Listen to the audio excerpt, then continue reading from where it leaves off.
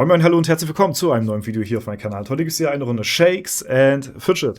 Ich freue mich sehr, denn endlich ist es soweit, das lang ersehnte Video. Ich weiß nicht, wie lange wir uns das aufgespart haben, aber jetzt ist es endlich soweit. Wir sind im Account von Mr. Meme himself und er ist nicht nur hier in-game, sondern er ist auch im Discord. Capso, was geht? Schöne Grüße. Jo, Moin, moin. ey, schön. Jo, moin, ey, schön haben wir es geschafft. Ey, es ist schon so ultra lange her, dass wir uns das vorgenommen haben. Ich glaube, wir haben uns letztes Jahr vorgenommen, dass wir das noch Ende des Jahres machen. Ja. Und dann haben wir gesagt, Anfang des Jahres. Und dann haben wir immer gesagt, ja, nach dem nächsten LD, nach dem nächsten LD. Und dann haben wir irgendwann gesagt, ja, komm, ey, wenn die Pit 100 ist, Alter, dann machen wir einfach ein Video und dann let's go. Ey, Ja. schön haben wir es geschafft, aber, ne? Endlich, Heute endlich. früh, leichte Verspätung von Dorse, 8 Uhr war eigentlich Abmachung, Dorse war 8:20 Uhr oder so da. Ja, ich war beim Sport gewesen und war noch ein bisschen länger auf Arbeit. Also ich komme jetzt gerade aus der Nachtschicht gerade, Sport, musste noch ein bisschen länger auf Arbeit chillen. Ja, um Ausreden bin ich nicht verlegen. Ja, und du weißt ja, Okay. Sport steht auf Platz 1. Wird Ja, erstmal der Sport. gute Mozon hier weggeknallt. Genau, live. Ja, ey, nee, alles gut, war jetzt auch nicht so wild, ne? Wir haben also wir haben keinen richtig fixen Termin gemacht, ne, aber gesagt, so ungefähr 8 Uhr. Oh, Alter, ne. Oh, das ist aber Da wird er gleich peinlich live jetzt. umgeknüppelt. Das ist aber peinlich jetzt. Lass mal nochmal neu starten, so. Aufnahme nochmal neu starten. Das kommt nicht ins Video. Das wird rausgekattet. 1 Million M-Fade-Charakter gleich mal hier verloren, direkt in der Arena. Nice. Ey. Damit schon mal die Frage vorweggenommen, ob es sich lohnt oder nicht. Ja, ihr habt es jetzt gesehen an der Stelle, 1 Million Mushrooms paid. Wir wollten eigentlich erst später darauf zu sprechen kommen, aber ihr seht, es hat sich jetzt nicht, ingame-technisch jetzt nicht wirklich rentiert. Nicht gelohnt. Ne? Ja, hat sich nicht gelohnt. So, da könnt ihr das schon mal für euch dann rausstreichen. Okay, braucht ihr nicht reinstecken ins Game, lohnt sich nicht. Ey, ich freue mich sehr. Endlich hat's geklappt und endlich können wir mal auf deinen absoluten, mega krassen, gehypten Battlemage OP-Char eingehen, weil das wirklich mal ein Video wert ist. Und wie bereits schon erwähnt, wir haben das jetzt hier über ein halbes Jahr lang wirklich schon vor uns hingeschoben, das Video, haben zwischenzeitlich dann aber coole Challenges eingebaut, wo wir dann auch zusammen Content gemacht haben und so, ne, hatten dann andere Videos zusammen gemacht, dann zusammen gelivestreamt und so, also ganz von ab waren wir beide nicht. Allerdings, dieses Video war bei mir immer schon trotzdem noch im Hinterkopf gewesen.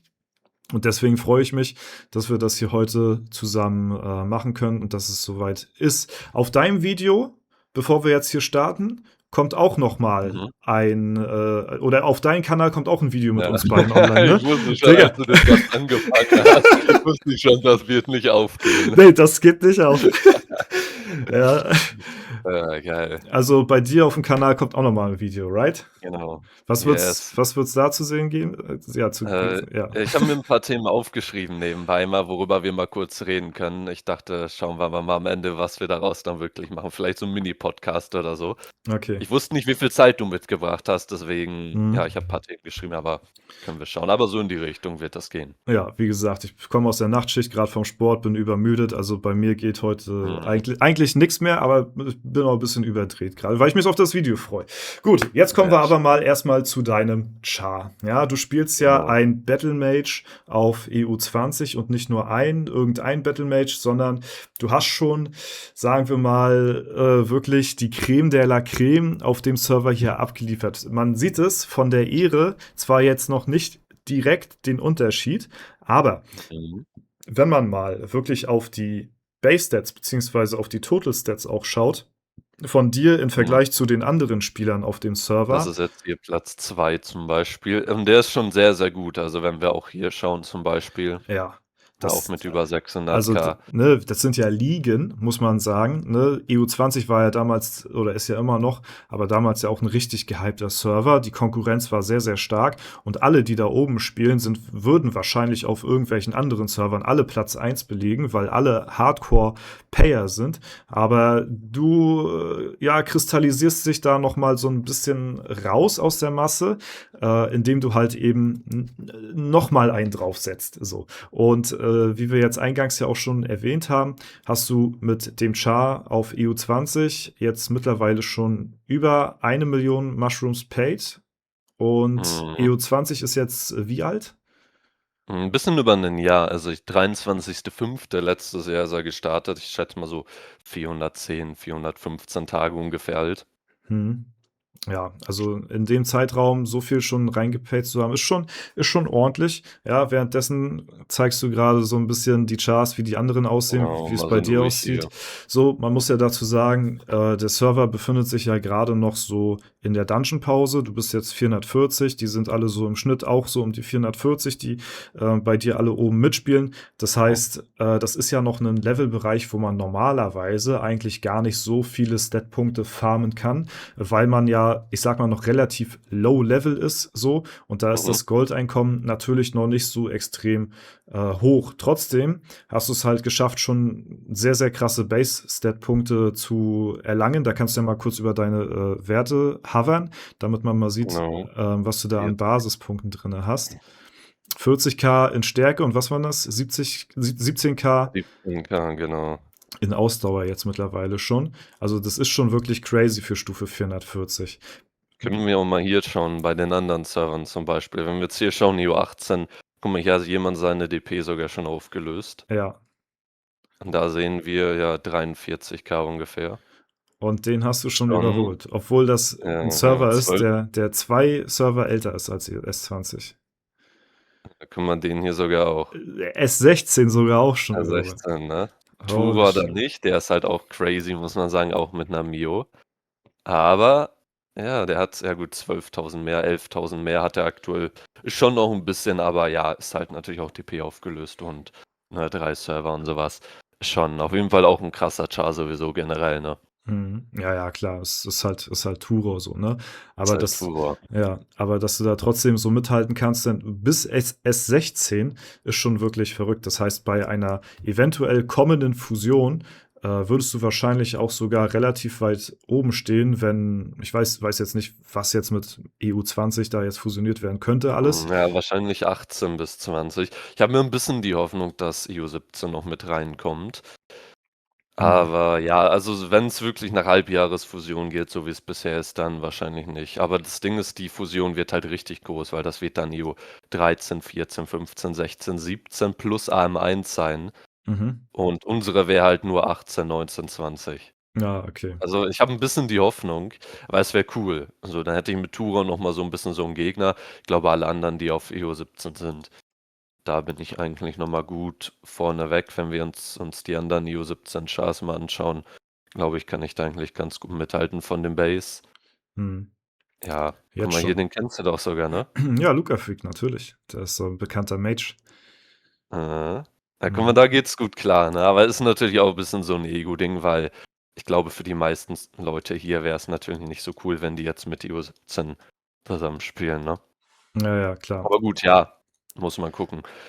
Ja, aber, wenn wir noch mal zurück auf dein Char gehen, also erstmal ist schon krass, dass du da in der eHof so weit oben mitspielst so. Wenn wir jetzt einfach mal bei dir in die, Titel und Taten beziehungsweise in den Info-Tab gehen und dann auf deine Trophäen, dann, haben wir da ja auch schon krasse Insights in deinen Char, weil du hast ja auch schon mittlerweile einen Rekord aufgestellt, und mit der Goldgrube, ne? Mhm, mhm, Und genau. die hast du ja auch schon ausgestellt und hast auch jetzt schon auf dem Level bereits knapp 12 Milliarden Gold. Ich weiß nicht, was man normalerweise äh, auf der Mhm. Stufe da hat, aber wahrscheinlich deutlich, deutlich weniger. Wir Und können ja mal gucken, ob sie ein paar ausgestellt haben. Hier ist jemand zum Beispiel, der hat die auf 55 und das ist schon überdurchschnittlich, weil Free-to-Play-Spieler sind jetzt gerade so bei 20 plus, 20 bis 25 maximal. okay, Also, der hat krass. auch schon viel geskippt, 30 Stufen, also 60.000 Pilze Ja. nur in die Goldgrube Also mal, um und sich er ist die, bei der um, Hälfte. um sich die Dimension mal klar zu machen. Also Free-to-Play-Spieler wären jetzt bei Stufe 25 meinst du circa, ja? Genau.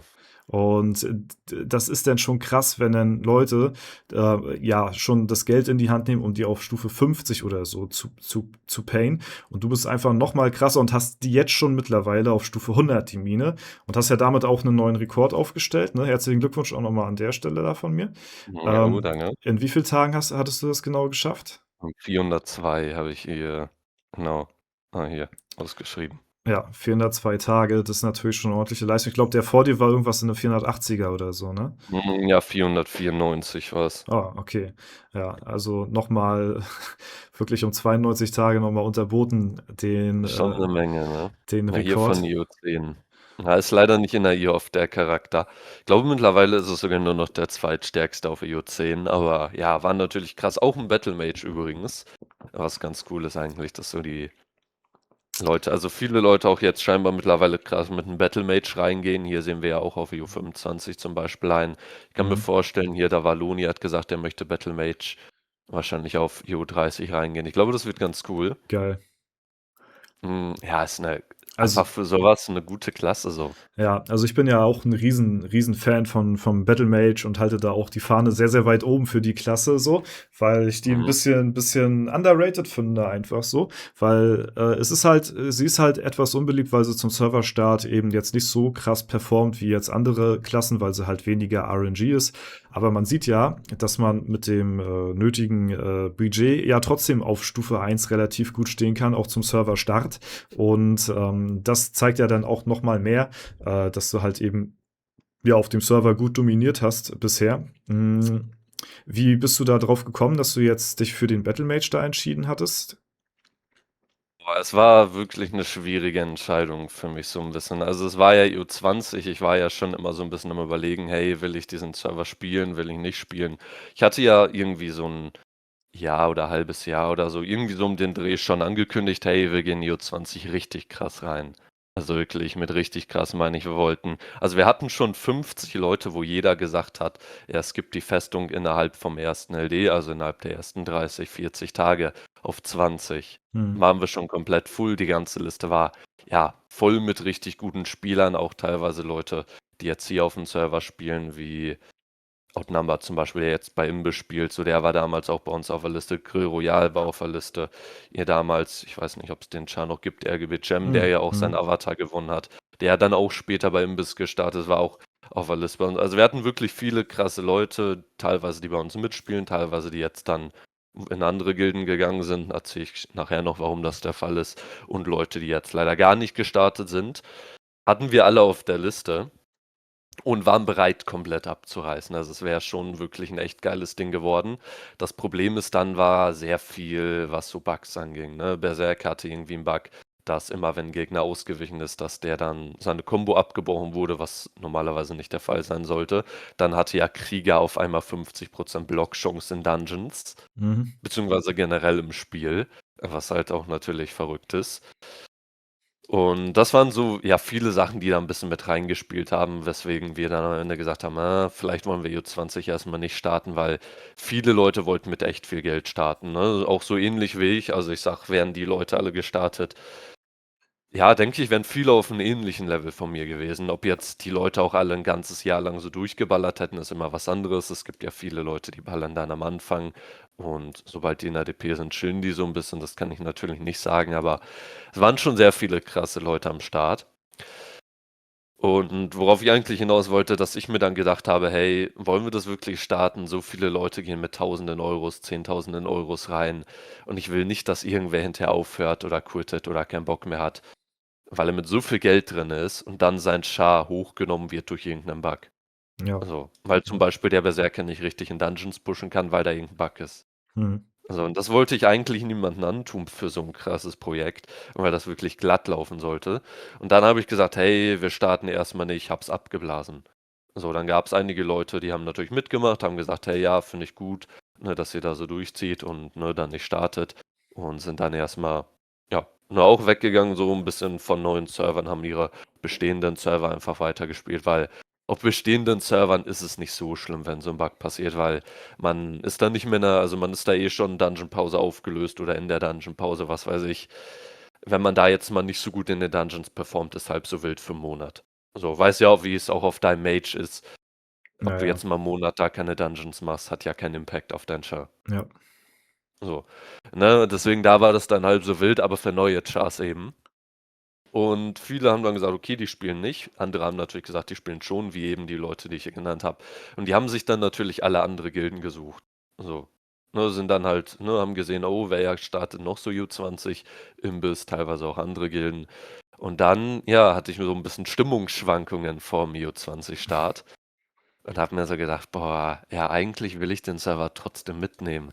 Ich habe schon Bock, mal wieder einen Chart zu spielen. Mein letzter Serverstart war so U15, aber das war so ein Chillo-Ding bisschen. Mein letzter richtiger Start war U8, also 12 Serverstarts quasi her. Hm. Und ich dachte, ich muss eigentlich mal wieder was starten. Und habe dann überlegt, ja, ich starte nicht. Und habe dann ja 1,5 Wochen vor Serverstart gesagt, komm, wir starten doch. Habe probiert, alle Leute nochmal anzuhauen. Viele haben mir halt gesagt so, hey, sorry, ich bin schon woanders in der Gilde oder hey, nee, ich starte keinen Server mehr. Und dann mussten wir uns irgendwie noch eine Gilde so ein bisschen zusammenbasteln, was am Ende trotzdem ganz gut funktioniert hat, weil wir hier trotzdem, ne, bei Platz 1 und 2 hier immer so ein bisschen am Kämpfen sind. Ich glaube, aktuell hat Imbiss so 60% und wir haben so 40%. Also es ist einigermaßen ausgeglichen, Hm. was ganz cool ist. Und wo ich trotzdem auf jeden Fall ja happy drüber bin, dass wir trotzdem in der kurzen Zeit hier was Gutes zusammenbasteln konnten, gute Spieler reinholen konnten, natürlich auch gut wirtschaften konnten, weil natürlich mittlerweile, ich glaube, wir haben unter 20 Leute nur noch vom Start. Ja. Also ja, was schon krass ist, ne? Hm, ja, ja. Also und der Server ist 1 Jahr alt, also in über einem Jahr oder knapp einem Jahr haben wir über 30 Leute schon gequittet. Krass. Aber ja, so viel kurz mal zu der Geschichte und dann am Ende, um auf die eigentliche Frage einzugehen, Ja, habe ich dann überlegt, so, ey, warum Battlemage? ja. Ich wollte schon immer 'n Battlemage spielen. Ich dachte ja erst, ich gehe so 'n bisschen chilliger rein, dachte: „Komm, mache ich 'n Battlemage." Ja, starten wir einfach mal, gucken wir, was so geht. Habe dann beim ersten LD doch Bock bekommen, wollte unbedingt den DP pushen. Mine 25 nicht gereicht, Mine 30 nicht gereicht. Mine 40 ging sich dann aus und dann dachte ich, hey komm, gehen wir auch in die LDs und ja, ballern den Battlemage durch, weil ich dachte, wenn ich dann schon weiter ballern will und ich gerade sowieso ein Battlemage zocke, dann ja, passt das ja perfekt. Aber Okay. so kam es bei mir. Also ich habe Leute gesehen, EU10, auch EU8, ne, einfach ein paar krasse Battle Mages und das hat mich auch so ein bisschen inspiriert, auch einfach mal zu zocken. Hm. Also, dass du so richtig reingepayt hast, das war nicht von Anfang an so mit dem Battle Mage, das war gar nicht so geplant, sondern es kam erst mit dem Fortschreiten des Serverstarts EU20 dann. Ja, genau, genau. Am Anfang, also ganz, ganz am Anfang, ne, da wollte ich das natürlich schon, als wir noch hier den Rekord und so geplant haben, schon. Mhm. Aber dann, als wir so spontan, dachte ich so, ja, ne, Scouten als Gesellschaft und so, Ja, ne? Das ja, ja. kennst du ja noch, ne? Ja, ja, Also, klar. das war real in dem, also als ich das da gesagt habe vor Serverstart. Wir wollten wirklich ein bisschen gucken, weil ich hatte ein bisschen FOMO, weil ich dachte, ich will den Server schon nicht verpassen, weil Okay. da starten viele krasse Leute und ich will trotzdem den Server ein bisschen beobachten und mir war ja bewusst, den SF kannst du ja immer aufholen. Ja. So, sprich, ich kann auch noch nach 2 Jahren anfangen, richtig krass in den LD reinzugehen und die ganzen Stats aufzuholen. Sprich, wenn ich irgendwann doch unbedingt noch ballern will auf dem Server, kann ich das immer noch machen. Hauptsache, ich verpasse halt nicht Alu und muss halt seit Tag 1 spielen. Ja. Hat sich, so dann auch der Goldgrubenrekord bei dir dann aus der Dynamik dann halt entwickelt? Oder, wann kam so der Gedanke bei dir, wo du sagtest: „Okay, ey, ich versuche jetzt mal mein Glück und, ja, schaue, dass ich irgendwie Goldgrube 100 zusammenbekomme“, weil das ist ja schon Mhm. eine extrem teure Angelegenheit, muss man sagen. Und, ja, ob sich das dann auch so für dich dann rentiert hat, ist ja dann auch dann noch mal so die Frage. Weil, wie gesagt, es ist zwar nice, dass du jetzt schon bereits das Ding auf 100 gezogen hast. Das ist schon 'n enormer Fortschritt den anderen Spielern gegenüber. Aber auf dem Level kommt halt eben noch nicht so das krasse ja, die krassen Ne, ne, Statpunkte bei viel rum. viel Mio halt nur pro Stunde, ne? Mhm. Weißt du, wie viel bei dir ist auf dem Char? Oder wie viel ist am Gold? Ja, ich glaube 22,5, glaube ich, pro St also Ja, Million. ist schon 'n ordentlicher Unterschied. Ja, also wie kam ich am Ende auf 'n Rekord? Also, ich habe angefangen zu ballern, ne, erst LD, habe dann schon viele Runs gehabt, Mine hochgeskippt und so was. Die ist ja mittlerweile auch auf 70 Mhm. und war von den Base Stats ganz gut dabei, aber noch nicht so ultra krass reingegangen, weil wir hatten beim ersten LD noch kein Hexen-Event und da habe ich's noch nicht eingesehen, so viele Runs zu machen, wenn du die Items immer nur für 'n normalen Wert verscherbeln kannst. Also, Ja. da hätte ich ja doppelte Runs machen müssen. So, dachte dann beim zweiten LD, komm, ich gehe mal mit 72k Pilze rein, farm ein paar Base-Stats und war dann am Ende auch Platz 1. Ich glaube, es waren dann 72k um den Dreh, ich weiß es nicht mehr genau. Und habe dann gesehen, dass es von der Goldgrube echt gut schon hochging im LD. So, hatte irgendwie, ich weiß gar nicht, wie viele Runs, 400 oder so gemacht, 300, 400 oder so, Mhm. irgendwie dann im zweiten LD und habe dann gesehen, hey, ich bin eigentlich mit der Grube ganz gut hochgekommen, weil ich habe gedacht, dass die Leute hier immer jeden LD in der Cover und so, dass die immer 600, 700 Runs gemacht hätten. Mhm. Also habe die ein bisschen überschätzt, habe aber gesehen, dass ich bei 400 schon echt close dran war, so was das Timing anging. Und habe dann gemerkt irgendwann, okay, theoretisch ist das möglich. Und habe dann den nächsten LD 500 gemacht, habe dann gesehen, okay, es ist immer noch gut möglich. Habe dann danach ja probiert 1000 zu hitten, hatte dann ja ein bisschen über 800 Crazy. und ja, habe dann gesehen, okay, easy, nächsten LD kann ich theoretisch zumachen. Sprich, das hat sich eigentlich daraus ergeben, dass ich dann einfach irgendwann gemerkt habe, okay, hey, es ist im ja, Machbaren, weil am Anfang habe ich damit nicht gerechnet, weil ich dachte, da müsste ich jeden LD, keine Ahnung, 600, 700 Runs machen, was ich im Schnitt wahrscheinlich am Ende auch gemacht habe. Mhm. Dadurch, dass ich letzten LD bisschen über 600, den davor 850 oder sowas. Sprich, da habe ich wahrscheinlich im Schnitt sogar so viele gemacht, aber ich dachte, es wären sogar ein bisschen mehr. Ging sich dann aber noch ganz gut aus. Und ja, so bin ich dann am Ende einfach, ja, ich sag mal, einigermaßen spontan draufgegangen. So W- auf den Rekord. Würdest du sagen, hat sich rückwirkend für dich ausgezahlt so? Also alleine schon, um den Rekord zu haben, wahrscheinlich, ne? Ja, also der Rekord und die Erfahrung und so, was ich da natürlich mitgenommen habe. Einfach mal so dieses Gefühl haben, hey, Grube 100 und einen krassen Char auf einen geilen Server und so. Hey, ist eine coole Erfahrung. Jetzt, was es dem Char bringt, ja, weiß ich nicht. Also jetzt gerade ist es cool in DP, ne? Man merkt den Stats-Unterschied schon noch, so ist nicht. Also ist Mhm. ganz cool, aber ich glaube spätestens nach der DPA, wo dann auch so 10.000, 20.000 Stats nicht mehr so viel Impact haben, wird es nicht so worth sein. Also ja, weiß nicht. Ja. Ich glaube, so alleine vom Spaßfaktor her und sowas war es jetzt nicht so ultra worth, aber es war einfach cool, mal gemacht zu haben. Ja, also du hast halt ultra viele Runs gemacht, das ist halt schon ganz nice so. Wir haben ja auch viele zusammen gemacht so in den Streams. Und also so höher du ja nachher bist im Level, desto mehr produziert sie ja. Muss man ja auch dazu sagen. Allerdings, gut, ist der Impact nachher dann ja wahrscheinlich prozentual nicht mehr so ausschlaggebend, wenn die Leute eh alle mehr Stat-Punkte haben dann. Kannst du noch mal ganz kurz auf deine Titel- und Taten-Trophäen raufgehen, damit wir sehen noch mal, wie viele du oder Generell, auf oder? dein Regal. Du hast nämlich da drüber gehovert und hast irgendwie mittlerweile 27.000 Items schon in den Kessel geworfen. Das ist wirklich schon extrem viel. Also ich habe jetzt bisher keinen Char gesehen, der da irgendwie ansatzweise rankommt. Aber wenn du halt eben auch jeden LD mitgenommen hast und da zwischen, keine Ahnung, 500 und 800 Runs oder sowas gemacht hast, da kommt Mhm. natürlich auch einiges zusammen. Ne? Man muss natürlich auch dazu Ja, sagen, auf jeden Fall. wir haben ja jetzt erst seit dem letzten LD das Privileg, dass auch unter der Woche mittlerweile auch Hexentanz-Event ist. Da scheppert das natürlich noch mal deutlich mehr rein, weil man ja auch einfach ein bisschen mehr Zeit hat, als am Stadt immer am Wochenende irgendwie so zu pushen und da dann sich das aufzusparen für. Ne? Und da kann man natürlich dann dementsprechend auch noch mal einiges rausholen. Und bei Epics hattest du wie viel? 13, Boah, 2. ja, Auch das ist schon schon echt krass. eine Menge. Ja, also ich habe den krassesten, den ich je gesehen habe, war von IO10 jemand mit 22.000, was auch schon echt gut ist, muss Mhm. man sagen. Aber ja, immer noch natürlich 5K Diff. Ähm, Ansonsten, ja. was würdest du schätzen, wie viel hast du alleine in den LD reingehauen, so an Pilzen? So zusammensummiert, so alles. Oh. Das ist eine gut, war ja eine halbe Mio, würde ich schon ungefähr. Ja, wobei ja, schwierig noch zu sagen, wirklich. Interessant, weil du hast ja, wenn wir mal auf deine Beschreibung gehen, hast du ja da reingeschrieben, dass du ja mittlerweile schon bei 1,1 Mio bist. Und da wäre halt dann echt interessant, wenn du jetzt so wirklich jetzt so grob schätzen würdest, dass die Hälfte davon alleine im LD ist das natürlich ein interessanter Fakt, sag ich mal, über dein Char. Für da reinging, oder? Ja, Finde ja. find ich auch, das steht hier übrigens nur fürs Video, dass man das nicht, dass Leute denken, ich habe das wieder so drin. Ne? Ja, also Ja, ja, weil das interessiert die Leute ja auch immer. Das ist ja eigentlich so die interessanteste Frage. So, wir reden die ganze Zeit von Statpunkte und skippen hier, skippen da, ja, Rekorde klar. hier, Rekorde da, aber was kostet? Was ist Costa Quanta am Ende, ja? Wie viel steckt da Aber was drinne? braucht das am Ende? Ja, es ist Ja. schon sehr viel, wenn man sich das mal überlegt.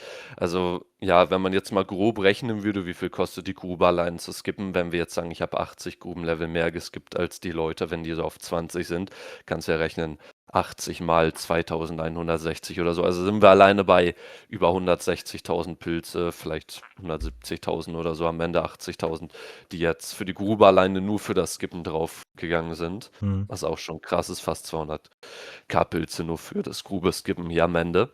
Ja. Dann hast du ja in der Ah, Festung ja auch noch einiges weggeskippt, ne?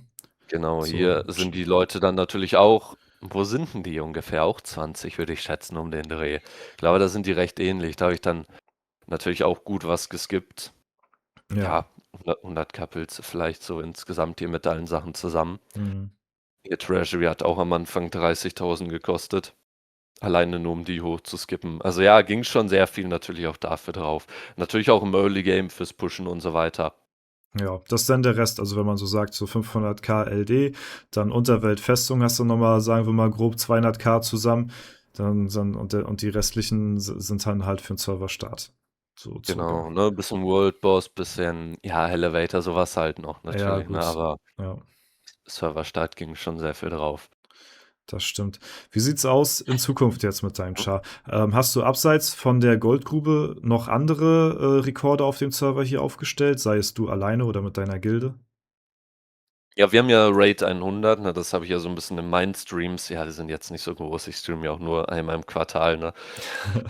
Ja, haben wir hier Raid 100 natürlich noch aufgestellt. Ja gut, haben wir jetzt nirgendwo ausgestellt, aber ja, haben wir damals tatsächlich geholt, was ich sehr, sehr Hm, cool finde, weil Raid 100 oder generell so Gildenrekorde, die bleiben halt immer bestehen. Also ja. egal, ob wir jetzt gerade Platz 2 oder 1 sind, dieser Rekord bleibt immer bei uns. Hm, Gut, natürlich, wenn der jetzt irgendwann gebrochen wird von einer anderen Gilde, bleibt der nicht bei uns, aber ich sag mal, das ist so ein Rekord, den kann uns zumindest keine Gilde auf diesen Server mehr wegnehmen. Und sowas finde ich cool. Das gleiche wie mit Rittala 1000, den haben wir ja immer noch von EO8. hm. Also, was ich auch verrückt finde, EO10 hat den keiner gebrochen, 15 nicht, 20 nicht, Ja, 25 interessant, nicht. ja. Dass der seit EO8 steht, ist auch verrückt. Ja. Und den wollten wir ja eigentlich hier ursprünglich holen. Deswegen, ja, wir haben nicht so super viele Rekorde hier geholt. Tura, der damals bei uns in der Gilde war, hatte Kundi, glaube ich, ihren den Hämmerer geholt. Kovo hatte hier in unserer Gilde damals den 300er Druidenrekord geholt.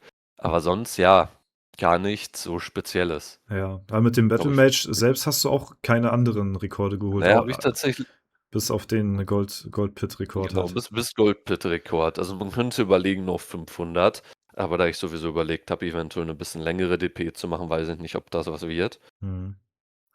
Ja, Hast du noch vor, in Zukunft weitere Rekorde mit dem Chart aufzustellen? So 600 vielleicht dann oder so?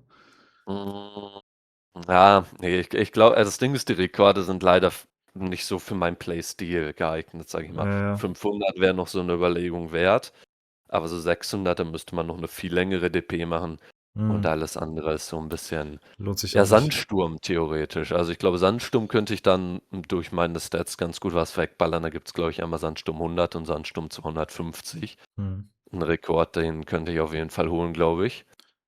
Also du bist halt für deine Stufe jemand, der mittlerweile ja schon extrem viele Base-Stats schon auf seinem Char hat. Das heißt, du könntest, also leveltechnisch ist bei dir halt sowieso schwierig mit Rekorde pushen. Man könnte halt wirklich auf Rekorde gehen, ja, die halt wirklich super late irgendwo sind, weil du halt einfach, ja, mit deiner Stufe relativ viele Stat-Punkte hast schon.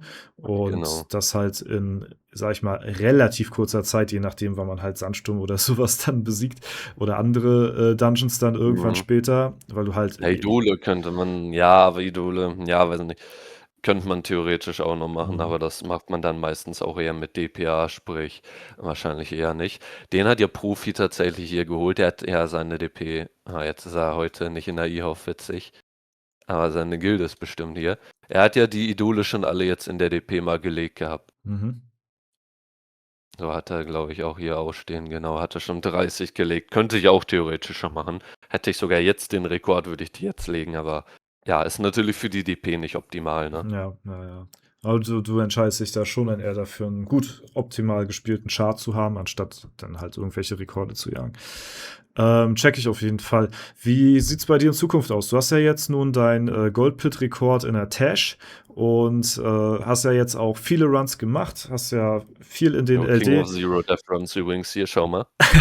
Ja, bei der Masse an LD-Runs wundert mich das wenig, Alter. Aber ist auch Zwei, heftig. ist 32. geil, oder? Aber ich sag Komm. ganz ehrlich, irgendwann ein blindes Huhn findet auch mal ein Korn.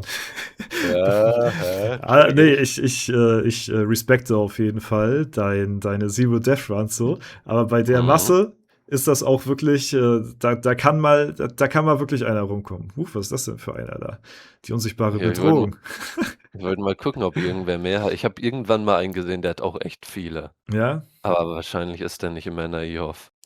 ja, auf jeden Fall. Ja. Das hatte mich auch so ein bisschen motiviert bei dir, als ich in dein Regal geguckt hatte, dass du da so viele Mhm. Items schon gefarmt hast und so, dass ich mir dann auch gedacht habe, jo, ich stelle die auch mal auf und grinde da mal so ein bisschen, dass man da mal so ein bisschen Fortschritt dann macht. Und vor allen Dingen jetzt halt über den kompletten LD mit Hexentanz ist halt schon sehr geil.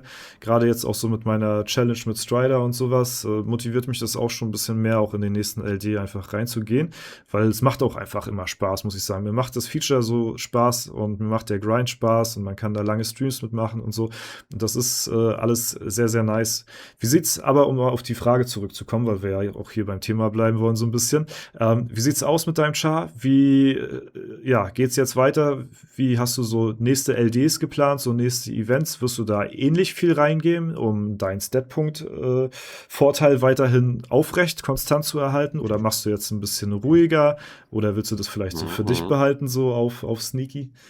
Nee, ich bin tatsächlich nicht so der, also ich kenne viele Leute, die sind immer so ein bisschen, aber ich finde das nicht so geil.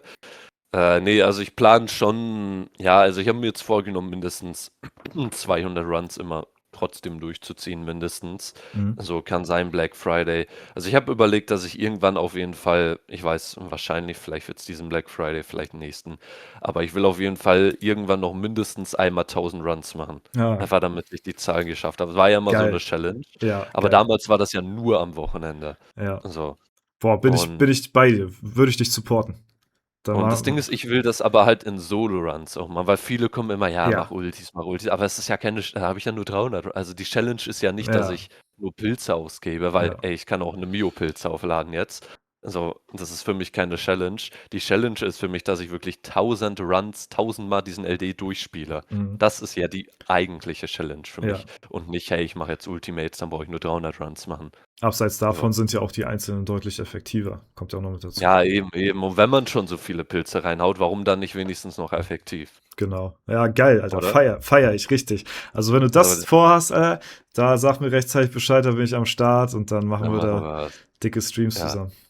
Geil, Mann. Vielleicht Weihnachts-LD. Mal gucken, ich bin mir noch nicht genau sicher. Weihnachten ist halt immer so eine Sache, ne, aber davor wäre Ja, halt Black Friday, das wird sich gut eignen. Ich ja. bin mir noch nicht sicher genau wann, aber dadurch, dass es jetzt in der Woche und so möglich ist, ist natürlich, ja, sieht das alles schon ein bisschen anders aus. Nur am Wochenende war das ja damals und da hatte ich ja dann schon über 800 Runs Mhm. gemacht. Ich Okay. glaube, wir hatten ein verlängertes Wochenende, aber ja, war natürlich trotzdem krass. Aber auch zu dem Thema so ein bisschen. Ich kenne einige Leute, die wollen immer so ein bisschen, ich bin ja, also gut, ich habe auch teilweise mal Gold gespart beim LD, einfach um zu gucken, wie viel bei rumkommt, aber es gibt ja auch die Leute, die machen immer diese Strat, die wollen nicht skillen, damit die Leute nicht wissen, wie viel Gold die haben und sowas. Okay. Aber ich finde das nicht so geil, weil das Ding ist, ey, was bringt dir das, die Konkurrenz so probieren, so auszutricksen, dass die dann nicht ballern und dann skillst auf einmal und dann hast du die überholt, nur weil die dachten, du hättest nicht mehr gewallert. Lame, oder? Habe ich bisher überhaupt noch gar nicht gehört. Also in diesen Sphären bewege ich mich gar nicht. Ja, Aber okay. also es soll einfach jeder halt sein Gold festlegen. So. Also ich check's generell den Ja. Punkt nicht, sich das so aufzusparen oder so. Weiß ich nicht. Also kann jeder machen, wie er will, natürlich am Ende des Tages, aber ich finde ja gerade den Vergleich mit anderen Spielern, vor allen Dingen auf diesem Niveau, finde ich ja spannend zu sehen, ey, was habe ich geschafft, was hat der andere geschafft? Und dann so mit, ja, so mit Tricks zu arbeiten, nur um den anderen dann so vielleicht daraus seinen eigenen, ja, Vorteil zu ziehen oder so, finde ich ehrlich auch ein bisschen lame. Ja, also dann lieber auf Augenhöhe, jeder weiß, wo er steht und dann kann man ja, sich dann so gegenseitig so ein bisschen pushen. Also, es motiviert ja auch, finde ich, wenn ich jetzt sehe, okay, der andere hat jetzt mehr geschafft als ich, ja, dann will ich ja noch mehr reingehen so. Also, so würde ich das Genau, sehen. genau. Ja. Na ja, aber Ja. muss jeder selbst wissen so.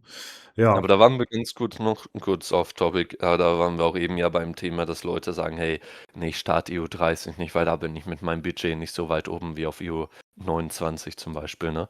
Mhm. Hatten Ja. wir auch eben mal kurz angesprochen. Das spielt, glaube ich, alles so 'n bisschen ähnlich mit rein, aber hey, Ja, ist so ja alles so gut, dieselbe Mentality so ein bisschen dann. ja, Ja. weak halt, ne?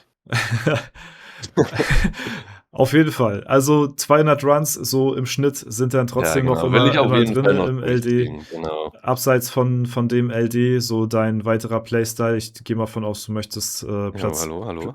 Hallo? Ja, ist Ah, die jetzt. Connection Ne, weg? ne, ist gut, war kurz 'n ne, jetzt wieder gut. Okay, okay, Ja, okay. genau 200 will ich machen, genau. Ja, abseits davon gehe ich von aus, dass du natürlich auch deinen Platz 1 da auf dem Server halten möchtest und auch weiter Mhm. dann ausbauen willst. Also wenn du checkst irgendwann oder merkst, ey, da kommt mir jemand so ein bisschen auf die Schliche, auf die Ferse, dann wärst du schon bereit, dann auch wieder ein bisschen mehr reinzugehen. Ne? Ja, klar, klar. Also, die Sache ist ja sowieso, das Gute ist, die Leute machen schon viele Runs, ne, auch Kish Kebab und so. Aktuell habe ich so 10K Base Stats ungefähr Vorsprung zu Platz 2. Glaube, 3. ist LoKX, da sind's dann schon 15K oder so. Mhm. Also, schon gut 'ne Menge und ich sage immer ungefähr 100 Runs sind oder geht sich nicht aus, glaube ich. Ja, ne, ich kann gar nicht sagen, wie viel Base Stats du ungefähr pro Run machst, keine Ahnung. Aber die Sache ist, ich kann ja, wenn ich sehe, jemand holt mich ein, dann gehe ich ein LD wieder krass rein, mache 800 Runs oder sowas und dann habe ich auch 'n halbes Jahr gefühlt wieder Ruhe. Mhm. Das ist ja eigentlich noch ganz cool, dass man da ganz schnell durchballern kann. Ja. In Anführungszeichen schnell, aber ja. Deswegen glaube mit 200 Runs fahre ich eigentlich ganz gut. Irgendwann dann noch mal den 1000er Try, den ich auf jeden Fall machen will. Und ich glaube, dann wird das gut laufen. Ich werde jetzt durch die Goldgrube sowieso noch mal 'n bisschen mehr Gold machen auf die Leute Mhm. und Und dein ich Vorteil glaube ist ja dann jetzt schon 10K Base Stat, ne, zum zweiten. genau, ja, ist ja sowieso jetzt schon 10K Base, ne? Und ist ja auch die Frage, wie viel und wie lange die Leute hier alle durchballern und ob die auch für immer diese 100, 200, 300 Runs machen und so. Ja. Ist ja auch immer die Frage, ne? Aber ja, ich will auf jeden Fall 200 durchziehen, auf jeden Fall. So, nächsten LD, ich freue mich schon, mal 'n bisschen ruhiger wieder zu machen, weil ist schon geil, man ist immer 'n bisschen hyped auf LD, aber jetzt sitzt du da halt jeden Tag Stunden und Stunden wie so Vollzeitjob Ja, und ja. machst da deine Runs, ne? Ja. Wie sieht's festungstechnisch aus? Da noch irgendwelche Pläne, so skip-technisch oder so? Ja, also ich plane eigentlich noch Grube Mine 100 zu machen vor die PA, aber Mhm. jetzt noch 'n halbes Jahr, ja, 20 Skips oder so sind das, glaube ich, noch, die ich machen müsste ungefähr. Also die DPA findet dann bei dir auch im Winter statt dann? Ja, genau, ich denke mal, werde ich im Winter machen, ja. Ja. Also mit dem Winter-LD dann auch Genau, mit dem gleichzeitig. Winterlee. Okay, ja. Ja, das wäre krass eigentlich. 1000 Runs mit der DPA, oder? Boah. Mal gucken. Ja, mal sehen. Ja, auf Mal jeden sehen. Fall sehe ich, hast du da noch Pläne. Es sieht auf jeden Fall Yes. auch alles sehr, sehr gut aus. Ich denke mal, ich glaube, wir haben soweit das meiste. Falls du noch irgendwas jetzt Mhm. noch irgendwas sagen möchtest, dann hau raus. Mhm. Ne, ist, glaube ich, eigentlich ganz gut, weil ich eben nur mal ganz kurz zeigen wollte, vielleicht, wenn man mal 'n bisschen schaut, wie es beim weil wir auch beim Hexenkessel geguckt haben, Mhm. was so vielleicht paar andere Leute noch so haben, wenn wir jetzt so gucken bei Turor zum Beispiel. Gut, man muss sagen, er ist halt in den LD reingegangen, bevor's die Titel und Taten gab. Ja, Also, ne, er ist ja vor allem im ersten LD viel reingegangen, so muss man sagen. Wenn wir jetzt aber bei anderen gucken, Profi, gut, da habe ich eben geguckt, 16.000, Corvo hat jetzt hier 9.000. mhm. Hardknor ist auch noch gut dabei, 8.000. Dass man vielleicht mal so 'n kleinen Vergleich noch hat zu anderen Servern. Ja, Gut, nicht jeder hat das die ausgestellt. das Ding ist ja, also mit dem Char, den du da jetzt mittlerweile hochgezogen hast, so, kannst du dich ja Mhm. auch schon international mit vielen anderen Chars vergleichen, so. Also, wenn auf deinem eigenen Server halt nicht mehr so die Konkurrenz ist, dann muss man halt gucken, wo denn auf den anderen Servern, was du da noch so einholen kannst, ne? Also, ich will nicht sagen, dass das jetzt auf deinem Server, jetzt auf EU20 jetzt keine Konkurrenz ist, weil man hat ja gesehen, so in der Ehrenhalle schaffen es ja trotzdem Leute, dich zu besiegen. Das macht jetzt noch nicht Mhm, diesen mhm. fetten Impact. Und die anderen Leute, ja, manche schreiben das ja auch in ihre Beschreibung rein. Die haben ja auch schon über 500.000 und noch mehr Mushrooms paid. Also das soll gar nicht irgendwie jetzt von meiner Seite falsch rüberkommen. Aber du hast ja mittlerweile so einen krassen Char, dass du halt eben rückwirkend auf andere Server, die teilweise ja irgendwie 3, 4 Server älter sind, ja auch schon mithalten kannst. Und das ist ja schon sehr erstaunlich und deswegen Verrückt, oder? kannst du dich ja mit denen auch tatsächlich messen. Ne, das ist cool. Da freue ich mich auch auf die Fusion, die dann irgendwann kommt.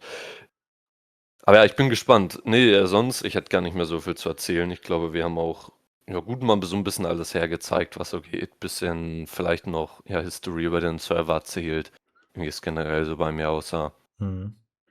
Denke, war doch mal ganz gut, oder? Ja, war eine gute Oder? Mischung, haben alles abgedeckt und habe auch alle meine Fragen, die ich mir vorbereitet habe, habe ich Sehr schön, auch sehr schön. abgearbeitet so weiter. Das Skript meinst du? Ja, das imaginäre Skript, was gar nicht existiert. Genau. Ja, ich Ja, schön. glaube, dafür, dass das Video jetzt über ein halbes Jahr lang gewartet hat, ist es ein ganz guter Banger geworden. Ja, Und ich hoffe. ja, also mich hat's sehr gefreut. Mir hat's auch sehr Spaß gemacht, mal so ein bisschen auch mehr über deinen Char zu erfahren, wo so deine Reise noch Mhm. hingeht, wie so deine Intentionen mit dem Char auch gewesen sind. Und von daher bedanke ich mich auf jeden Fall, dass du hier bei mir zu Gast gewesen bist auf dem Kanal. Schaut sehr gerne noch bei Capso auf YouTube vorbei. Dort werden wir auch nochmal, wie eingangs schon erwähnt, ein Video zusammen bei ihm Ehrenmann. drehen. Und ja, dann würde ich sagen, verabschiede ich mich. Mein Gast hat das letzte Wort und wir hören uns. Jo, danke fürs Zusehen und bis zum nächsten Mal.